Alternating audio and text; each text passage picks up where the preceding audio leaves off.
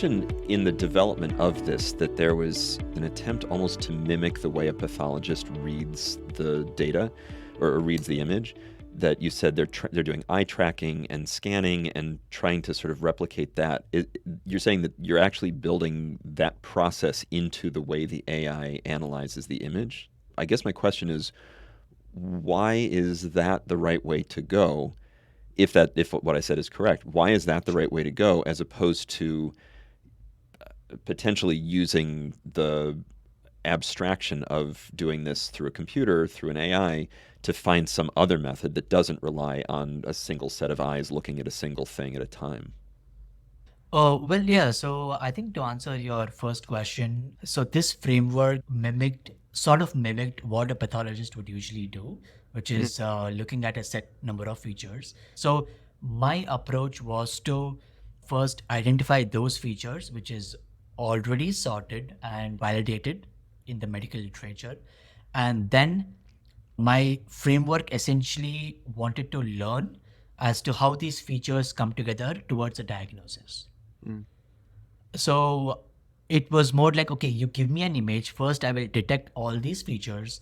Then I will have a machine learning framework, which basically learns from the training data and tries to learn these importance scores.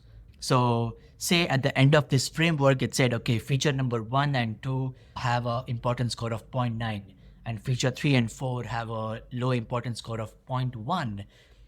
Then I had to take it back to the pathologist and ask them, is this what you have studied? Is this resonating with your practice?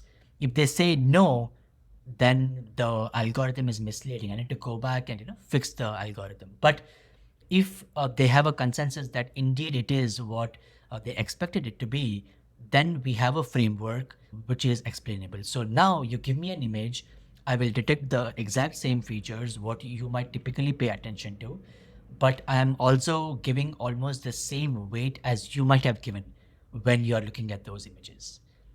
So I guess my question then is why, given what you said about the sort of varying degrees of, I don't want to say accuracy, but that one pathologist might say this is potentially cancerous, where another would say the same features are not.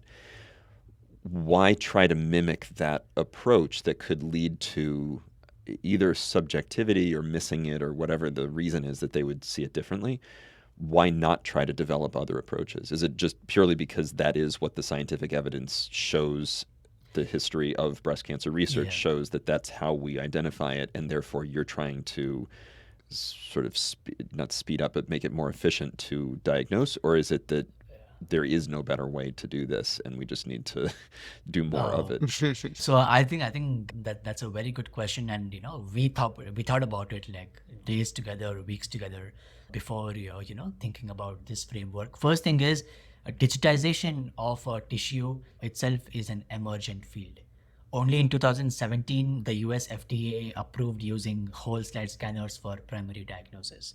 So Interesting. even Wow. up until then, it was all microscopes. So this particular digitization initiative is still an emerging field in US and outside. So our first goal was to, like, if a clinician had to adopt AI, will they agree to adopt a machine or a system which is entirely different, which looks at whole new features by Gen AI or something, or would they rather adopt something which they are more comfortable with? So it's more like a hand holding to reach a stage and make like good quick wins. And there's the psychology part of your degree. Yeah. Exactly.